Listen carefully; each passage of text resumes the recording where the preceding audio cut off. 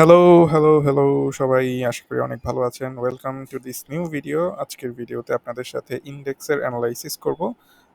After quite few days, I am coming back to this new analysis. ইন্ডেক্সের অ্যানালাইসিসটা খুব জরুরি মনে হচ্ছে আপনাদের সাথে শেয়ার করার। যারা একটু অনেক ফুরফুরে মেজাজে আছেন তারা এখান থেকে দূরে থাকেন। বলবো অ্যানালাইসিসটি দেখার দরকার নেই। যারা নিজেদের পুঁজির ব্যাপারে একটু কশাস, তারা দেখতে পারেন। যারা একটু বাস্তববাদী তারাও অ্যানালাইসিসটা দেখতে পারেন। তো আজকে ইন্ডেক্সের ব্যাপারটা নিয়ে যদি কথা বলি, মার্কেটের পয়েন্ট হচ্ছে ৬,৩০০, কাটায় কাটায় ৬,৩০০ পয়েন্ট। তো ৬,৩০০ পয়েন্টে মার্কেটটা এসে কিছুটা ধাক্কা খেলো মনে হচ্ছে, এবং কি কারণে কি হচ্ছে এই ব্যাপারগুলো নিয়ে আজকে একটু ডিটেইল ডিসকাশন করব। তো অ্যাজ যেহেতু আগেই বললাম যে যদি আপনার নেগেটিভ কোনো কিছু শুনতে ভালো না লাগে, আপনারা ভিডিওটি স্কিপ করতে পারেন এখানেই। তো আজকে যদি আলোচনা করি, আমরা দেখতে পাচ্ছি মার্কেট ৬,৩০০ পয়েন্টে ক্লোজ হয়েছে। তো আমি একটা অ্যানালাইসিস করে রেখেছি আপনাদের জন্য, আপনারা একটু দেখতে পারেন। আমি কিছু horizontal support resistance line draw করেছি। একটা লাইন ড্র করেছি আমি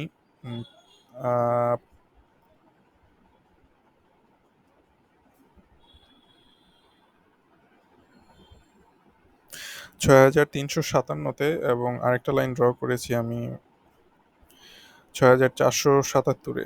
এই লাইনগুলো আসলে লাইন দিয়ে কখনো সাপোর্ট রেজিস্ট্যান্স বোঝানো যায় না, একটা জোন হিসেবে কাজ করে। তো এই ৬,৪৮০ থেকে ৬,৩৫০ বা ৩৬০ পর্যন্ত একটা জোন আছে, যে এই জোনটাতে অনেক সাপ্লাই ওয়েট করছে আমাদের মার্কেটে। এই জোনটা ড্র করেছি কারণ এখানে বেশ কিছু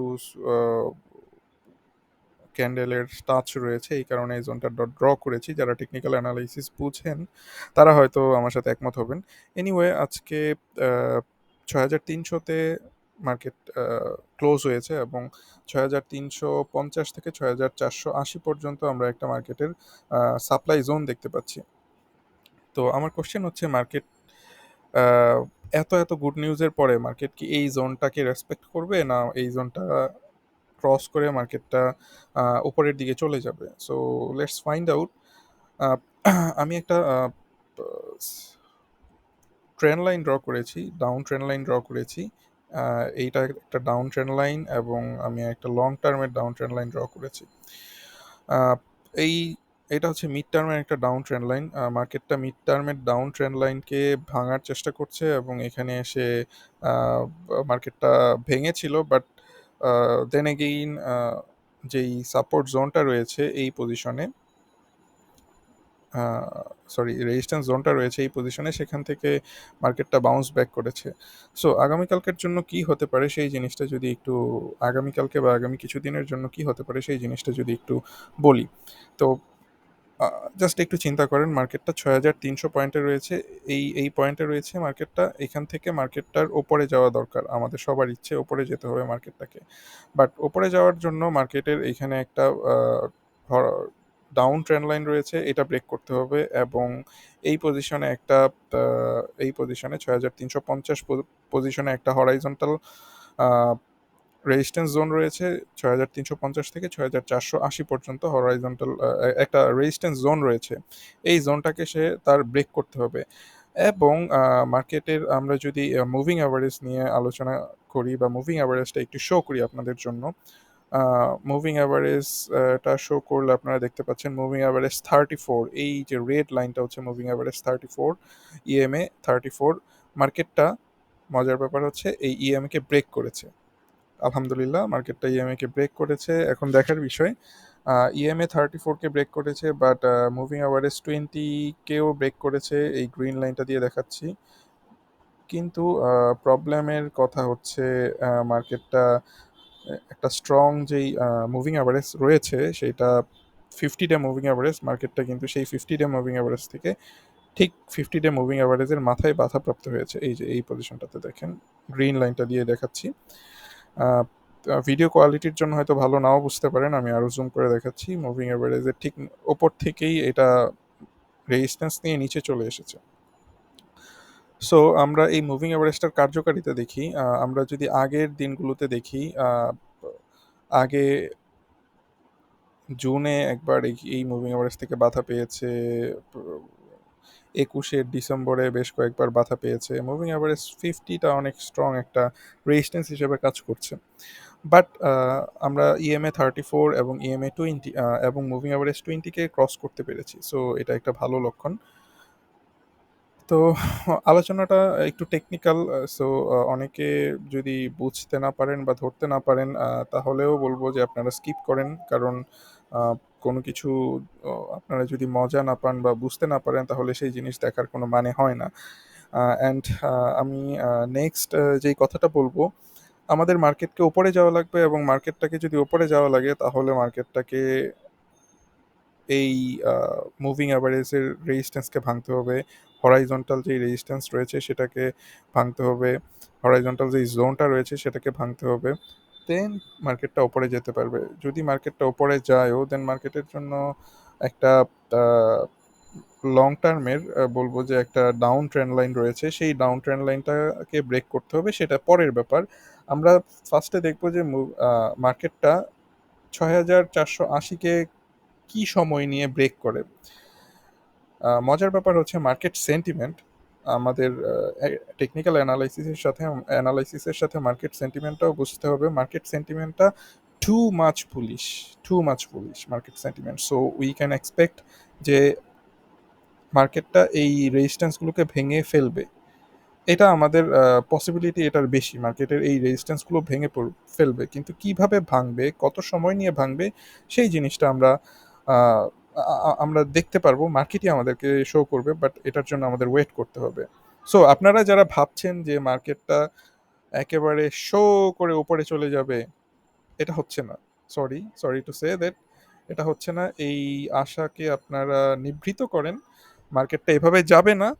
বাট মার্কেটটা কিভাবে যাবে সেই জিনিসটা আমরা একটু দেখার চেষ্টা করি। মার্কেটটা হয়তো এই এই পজিশনে কিছুদিন থাকতে পারে, এবং এই যে রেজিস্ট্যান্স জোনটা দেখছেন সেই রেজিস্ট্যান্স জোনে কিছুদিন হবারিং করতে পারে। ব্যাপারটা এরকম যে আহ, আমরা হয়তো 6300 তো আছে, আমরা হয়তো মার্কেটটাকে কিছুদিনের মধ্যে 6300 থেকে 6400-র মধ্যে ঘোরাফেরা করতে দেখতে পারি, এটা একটা পসিবিলিটি। এবং সেখান থেকে হয়তো মার্কেটটা আবার উপরে যাওয়ার চেষ্টা করবে, এবং উপরে গিয়ে হয়তো কোনো একটা সময় আমরা এটাকে এই যেই মেজর ডাউন ট্রেন্ড লাইন রয়েছে লং টার্মে, সেই ডাউন ট্রেন্ড লাইনটাকে ব্রেক করবে, অথবা যেই যে 200 ডে মুভিং অ্যাভারেজ রয়েছে সেটা হয়তো আরও নিচে নামবে। আমরা হয়তো এই পজিশনে কখনো দেখতে পারি যে মার্কেটটা 6500-600-তে গিয়ে আবার একটা পজ নিবে, এবং সেখান থেকে মার্কেটটা হয়তো আরও উপরে যাবে। তো এই জিনিসটা আমি যদি আপনাদের সাথে আর একটু পজিটিভ এখন একটা অ্যানালাইসিস, মানে অ্যানালাইসিস না, পজিটিভ একটা থট শেয়ার করার চেষ্টা করছি। আহ, এখানে আপনারা দেখেন আমি আওয়ারলি চার্ট নিয়েছি, আগেরটা ছিল ডেইলি চার্ট। আওয়ারলি চার্টে আমরা দেখতে পাচ্ছি যে আওয়ারলি চার্টে 200 ডে মুভিং অ্যাভারেজকে মার্কেট ক্রস করেছে এবং এখান থেকে সাপোর্ট নেওয়ার চেষ্টা করছে। সো আমি যেই কথাটা বললাম, আমি কেন বললাম না যে মার্কেটটা এখন যেহেতু রেজিস্ট্যান্সের উপরে রয়েছে রেজিস্ট্যান্স থেকে নিচে নেমে যাবে, রেজিস্ট্যান্স থেকে নর্মালি নিচে নেমে যায়, আমি কেন বললাম না যে মার্কেটটা রেজিস্ট্যান্স থেকে নিচে নেমে যাবে? এটার এই কারণটা হচ্ছে এই আওয়ারলি চার্ট আমরা দেখতে পাচ্ছি মার্কেটটা মেজর কিছু ডাউন ট্রেন্ড লাইন ব্রেক করেছে শর্ট টার্মে, এবং এই যেহেতু ডাউন ট্রেন্ড লাইন ব্রেক করেছে আমরা এক্সপেক্ট করছি মার্কেটটা এখান থেকে সাপোর্ট পেয়ে ওপরে উঠবে। ওপরে উঠতে গেলে তার 6350-এ একটা রেজিস্ট্যান্স থাকবে, এবং এই 6350 থেকে 6480 পর্যন্ত একটা রেজিস্ট্যান্স জোন রয়েছে। এই জোনে সে হয়তো স্ক্যাটার একটা মুভ দিতে পারে, সে হয়তো কনসলিডেশনের মধ্য দিয়ে যেতে পারে, এটা সময়ই বলে দিবে আমাদেরকে সে কিভাবে যাবে। বাট এক্সপেক্ট করছি এই জিনিসটাতে, এই সময়টাতে আমরা কিছুটা স্লো মুভমেন্ট দেখবো মার্কেটে। মার্কেটটা যেরকম ভাবছেন ওরকম নাও হতে পারে, এই ধরনের একটা মুভমেন্ট আমরা হয়তো দেখতে পারি। তো দেন যখন আমরা 6480 ব্রেক করবে মার্কেটটা, আমরা হয়তো বলতে পারি যে মার্কেটটা আপাতত একটা বড়সড় মুভমেন্টের জন্য ফাইনালি রেডি হয়ে রয়েছে, ফাইনালি রেডি হয়ে গিয়েছে, এবং আমরা অনেক বড় মুভমেন্ট দেখব। তো অনেক হিজিবিজি লাগছে, হয়তো একটু আমি রিমুভ করে দেই এগুলা। অ্যাকচুয়ালি যদি কেউ ভেবে থাকেন যে মার্কেটটা আগামী কয়েকদিন অনেক অনেক অনেক ওপরে উঠবে, ব্যাপারটা এরকম হওয়ার পসিবিলিটি খুব কম আমার দৃষ্টিতে। আমি হয়তো ভুলও হতে পারি, আই ডোন্ট কেয়ার আমি ভুল হই বা ঠিক হই। আমি মার্কেটকে ফলো করব, এবং মার্কেটকে ফলো করে দেখব মার্কেট আমাকে কি শো করছে, আমি সেইভাবেই ডিসিশন নিব। সো এটা এই ভিডিওটাতে আপনাদের এক্সপেকটেশনের মধ্যে একটা ধাক্কা লাগতে পারে। সরি, এই ধাক্কাটা আমি আহ, ইচ্ছে করে দিতে চাইনি। মার্কেট আমার কাছে যা শো করছে আমি সেটাই বলছি। আহ, তা যত পজিটিভ নিউজই থাকুক না কেন, মার্কেটটা কিছু দিনের জন্য পজ নিবে, এটা আপনারা মাথায় রাখেন। মার্কেটটা টানা বাড়বে না এখন, বাড়বে কমবে বাড়বে কমবে এই ধরনের ইয়ের মধ্য দিয়ে যেতে পারে। এটার পসিবিলিটি আমার কাছে 70%।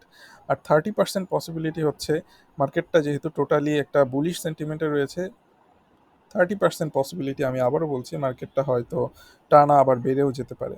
সো যাই হোক না কেন, দেখার চেষ্টা করব, বাট আমি প্রস্তুত, আই অ্যাম রেডি, যে মার্কেটটা যদি পজ করে তাহলে আমি আমার স্ট্র্যাটেজি অলরেডি ডেভেলপ করে নিয়েছি, বা আমি আমি স্ট্র্যাটেজি আগে থেকে ঠিক করে নিয়েছি যে আমি কিভাবে সামনে যাব, কিভাবে কাজ করব। আমি আহ, আহ, এই জিনিসটুকু অনেক ইম্পর্টেন্ট অনেকের জন্য, যে আমি চেস করে কোনো কিছু কেনার চেষ্টা করব না। মার্কেট যদি আমাকে কোনো জিনিস ইজিলি দিয়ে দেয়, কোনো একটা স্ক্রিপ্ট যদি আমি ইজিলি বাই করতে পারি, দেন আমি বাই করব, বাট আমি কোনো কিছু চেস করব না এই টাইমটাতে, যতক্ষণ না পর্যন্ত মার্কেটটা তার এই 6,300 6,480 ব্রেক করতে পারছে, এই পজিশনটা পর্যন্ত আমি আসলে চেস করতে চাচ্ছি না মার্কেটকে। আরও 180 পয়েন্টের মতো গ্যাপ, এই গ্যাপটা আমি একটু ভালোভাবে অবজার্ভ করব। যদি বেড়ে যায় তাহলে তো আলহামদুলিল্লাহ, ভালো, চেস করব তখন। বাট এর আগ পর্যন্ত আমি অনেক বেশি কশাস থাকবো, যেহেতু মার্কেট কিছু নেগেটিভ সাইন শো করেছে অলরেডি। তো এই ছিল আজকের আলোচনা, আশা করি সবাই বুঝতে পেরেছেন। আর অনেককেই হয়তো বলেছি যে যারা বুঝতে পারেননি, তার বা যারা নেগেটিভ সেন্টিমেন্ট পছন্দ করবেন না, করেন না এখন, তারা হয়তো ভিডিওটি না দেখার জন্য বলেছিলাম। তো যাই হোক, আপনারা ভালো থাকবেন। আহ, যে মার্কেটের এই পরিস্থিতিতে আশা করি বুঝতে পেরেছেন কিভাবে আপনাদের মার্কেটকে ইভালুয়েট করতে হবে, স্ক্রিপ্টগুলোকে ইভালুয়েট করতে হবে, এবং সেই অনুযায়ী কাজ করলে হয়তো আপনারা অনেক ভালো করতে পারবেন। তো এই ছিল আজকের আলোচনা, ধন্যবাদ সবাইকে।